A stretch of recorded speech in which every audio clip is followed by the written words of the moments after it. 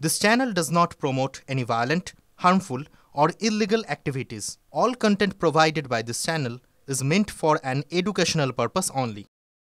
বামেরা যাই করবে শেষ পর্যন্ত সেই শূন্য। এই ইন্দ্রানুজ যে বুদ্ধবাবুকে কুকুর বলেছিল, এখন তাকে সামনে রেখে কমরেড এগিয়ে চলো সঙ্গে আছি বলছে। লজ্জা হওয়া উচিত এই সিপিএম এর। তাকে গিয়ে সিপিএম বলছেন কমরেড তুমি এগিয়ে চলো, আমরা তোমার সঙ্গে আছি। কি করা হবে? একেবারে দেউলিয়া না হলে বুদ্ধবাবুকে কুকুর বলা লোককে কমরেড তুমি এগিয়ে চলো, এই হচ্ছে সেলিমের সিপিএম। যদি কেউ তাদের ছেলেকে পাঠায় যে শিক্ষামন্ত্রীর গাড়িতে বেয়ে উঠে গন্ডগোল করার জন্য, তো তারা হাঁটবে না তো কারা হাঁটবে?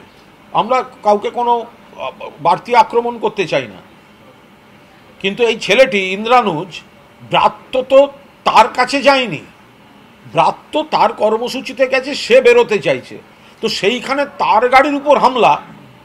যে রাজনৈতিক সংগঠন সংসদীয় গণতন্ত্রে নির্বাচন বিশ্বাস করে না, তারা গেছে কলেজ নির্বাচন চাই। তাতে বোঝো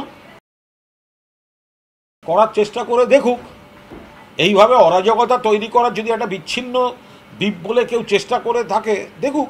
সেখানকার ছাত্রছাত্রী, ওখানে অধিকাংশই প্রায় সকলেই অত্যন্ত মেধাবী ছাত্রছাত্রীরা ওখানে পড়তে যান। তার মধ্যে বিপদগামী কয়েকজন এই ধরনের কাণ্ড কারখানা করেন। মেধাবী ছাত্রছাত্রীরা নিজেরা বিচার করে দেখবেন যে শিক্ষামন্ত্রীর গাড়িতে হামলা করতে যাওয়া ঠিক হয়েছিল কিনা, তাদের জন্য তাদের ক্লাস তারা বন্ধ করবেন কিনা, সেটা তারা বিচার করবেন। এই কালচারটা হচ্ছে একদম টিপিক্যাল, মানে বাম অতি বামদের একটা অত্যন্ত নোংরা কালচার। বাড়ির এলাকায় গিয়ে পোস্টার মারা। তাহলে যখন পরের পর সিঙ্গুর নন্দীগ্রাম থেকে শুরু করে চারপাশে গণহত্যা হয়েছে, তাহলে সিপিএম নেতাদের বাড়ি বাড়িগুলো সমস্ত পোস্টার দিয়ে ভরিয়ে দেওয়া হতো।